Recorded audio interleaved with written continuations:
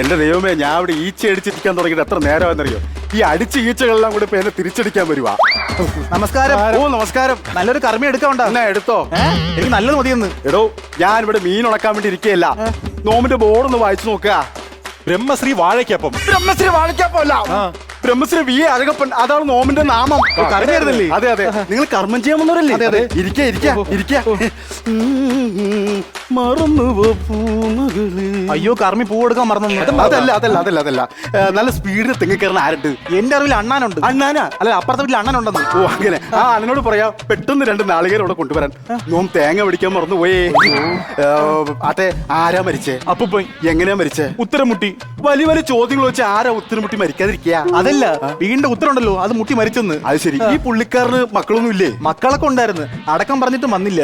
അടക്കം പറഞ്ഞ ആരെങ്കിലും വരുമോ? ഉറക്കം പറയണ്ടേ? അതല്ല, അടക്കം. അപ്പൂപ്പന്റെ മരണം പറഞ്ഞിട്ട് വന്നില്ലെന്ന്. കറമ്പി. കറമ്പിയാ? അല്ല കർമ്മി. ഈ ചിതാഭസം ഒഴുക്കുന്നെങ്കിൽ നല്ല ഒഴുക്കുള്ള സ്ഥലത്ത് വേണം ഒഴുക്കി വിടാൻ. എന്തിനാ? ഈ ഒഴുക്കുള്ള സ്ഥലത്ത് അഴുക്ക് കെട്ടിക്കിടക്കുന്നൊരു പ്രമാണമുണ്ട്. പിന്നൊരു കാര്യം, ഇതിന്റെ അകത്ത് ഒരു റേഡിയോ കോളർ പിടിപ്പിച്ചാൽ കൊള്ളായിരുന്നു. എന്തിനാ? എവിടെയെങ്കിലും പോയി തടഞ്ഞു നിന്ന അപ്പോഴും പോയി കണ്ടുപിടിച്ച് തോട്ടയ്ക്ക് അവിടെ നിന്നും കുത്തിക്കളയായിരുന്നു.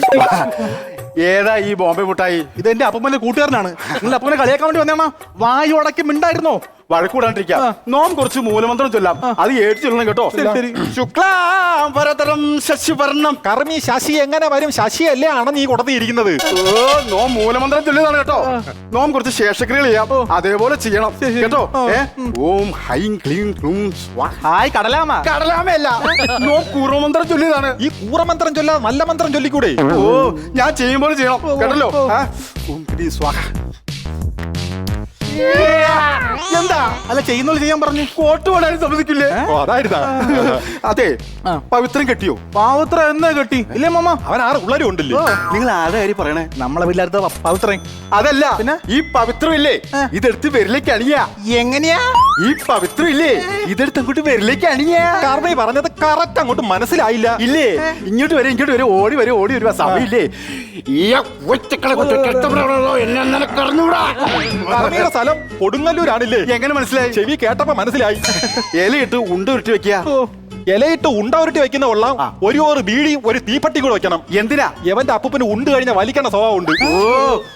ആ ഉരുട്ടി ഉണ്ട് എടുത്ത് കാക്കയ്ക്ക് വെക്കുക. അയ്യോ, കാക്കയ്ക്ക് കൊടുക്കണ്ട. വീട്ടിൽ തത്തയുണ്ട്, അതിന് കൊടുത്താൽ മതി. അതിന് നോമേ വയമ്പല്ല അവിടെ ഉരുട്ടി വെച്ചിരിക്കുന്നത്. ഉണ്ടച്ചോറ്. അയ്യ, ഇതിന് കറക്റ്റ് പേര് പിതൃപ്പിണ്ടോന്നല്ലേ? സംഗതിയൊക്കെ ശരിയാണ്. ഇത് നോം പറഞ്ഞ നോമിന്റെ സെറ്റ് പോലെ എടുത്ത് കടലിൽ പോവും. അതുകൊണ്ട് നോം പറയില്ല. അതൊക്കെ പോട്ടെ.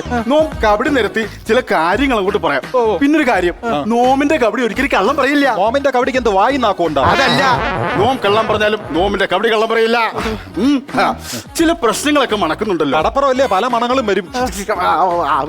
അതല്ല ആട്ടെ, നിങ്ങളുടെ അപ്പൂപ്പ ജീവിച്ചിരുന്ന സമയത്ത് ഒരു കുതിരയായിരുന്നു. എടാ, ഉരുള ഉരുട്ടണ്ട, വലിയ മുതിര ഉരുട്ടി പോയി. എന്റെ അപ്പൂപ്പൻ കുതിരയെന്ന് പറഞ്ഞു. അയ്യോ, അങ്ങനെയല്ല, അപ്പൂപ്പൻ ശക്തിയുള്ളൊരു മനുഷ്യനായിരുന്നു. അങ്ങനെ. ആട്ടെ, നാളെ എന്താ? നാളെ ഞായറാഴ്ചയല്ലേ? നാളെ ഒരു സൂപ്പർ പടം കാണണം. അങ്ങനെയാണെങ്കിൽ ഒരു പൈന്റും എടുത്ത് വെച്ച് വീട്ടിലിരുന്ന് അടിച്ച് കുന്തളിക്കുക. എടോ, ഈ മരിച്ചുപോയ ആത്മാവിന്റെ നാള് പറയാ. അപ്പൂപ്പന്റെ നാള് കിങ്ങിണിയാ? അല്ല, രോഹിണി. രോഹിണി നക്ഷത്രത്തിൽ വാരും ശശിക്ക് നിത്യശാന്തി നേർന്ന് കൊള്ളുന്നു. അതൊക്കെ പോട്ടെ, എന്താ ജോലി? എനിക്കോ? ഞാൻ പുറത്ത് ഡ്രൈവറാണ്. അതെന്താ അകത്തിരുന്ന് ഡ്രൈവ് ചെയ്യില്ലേ? അതല്ല, ഗൾഫിലെ ഡ്രൈവറാണെന്ന്. ഞാൻ വിചാരിച്ച് സ്റ്റീറിംഗ് എടുത്ത് പുറത്ത് വെച്ച് ഡ്രൈവ് ചെയ്യുന്നു. അതൊക്കെ പോട്ടെ, നിങ്ങളുടെ അപ്പൂപ്പന് ഇഷ്ടപ്പെട്ട വിഭവ സമ്മർദ്ദം എന്താന്ന് വെച്ചാൽ ഇലയുടെ തുമ്പത്തേക്ക് വെച്ചു കൊടുക്കുക. അതിപ്പോ ഞാൻ ഇനി ഇവിടുന്ന് ഓട്ടോയും വിളിച്ച് പോണം, അവരെ വിളിച്ചോണ്ട് പോകണം. അത് നടക്കൂല. നിങ്ങൾ ആരുടെ കാര്യം പറയണേ? ഇവന്റെ അപ്പൂപ്പന് ഏറ്റവും ഇഷ്ടം റബ്ബർ ഓട്ടാൻ പോണ രമണിയാണ്. അവളെ എടുത്തോണ്ട് ഇലയുടെ തുമ്പത്തിരുത്താൻ പറ്റുമോ?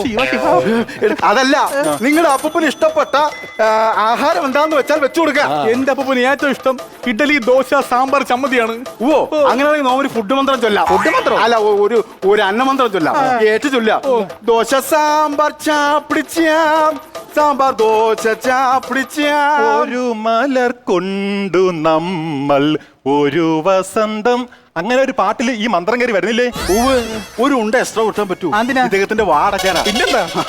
വേണ്ട, ആ കിണ്ടി ഇങ്ങോട്ട് വെക്കുക. ഇതെന്തേ കാണിക്കണേ? കിണ്ടി വെക്കാൻ ആ കിണ്ടി ഇങ്ങോട്ട് എടുത്ത് വെക്കുക.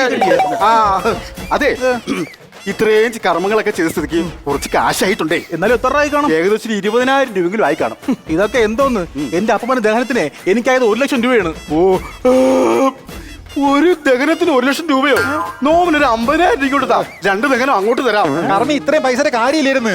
കുറച്ച് കരിയിലേയും കുതൂടി ഇത്രയും മണ്ണെണ്ണ ഒഴിച്ചാൽ കത്തിക്കാനേ കാര്യമുള്ളായിരുന്നു ഞാൻ. ഓ ആ കുടം ഇങ്ങോട്ടെ, ഇങ്ങടക്കെ. നിങ്ങൾക്കൊരു മാന്യതയില്ലേ? ഒരു ആത്മാവിനെ കൊണ്ടുവരുമ്പോ അതിനെ പട്ടിൽ പൊതിഞ്ഞോട്ടെ കൊണ്ടുവരാൻ. പിന്നെ പട്ടിച്ചുറ്റി കൊണ്ടുവരാൻ ഇത് സ്വർണ്ണ നാണയമല്ലേ?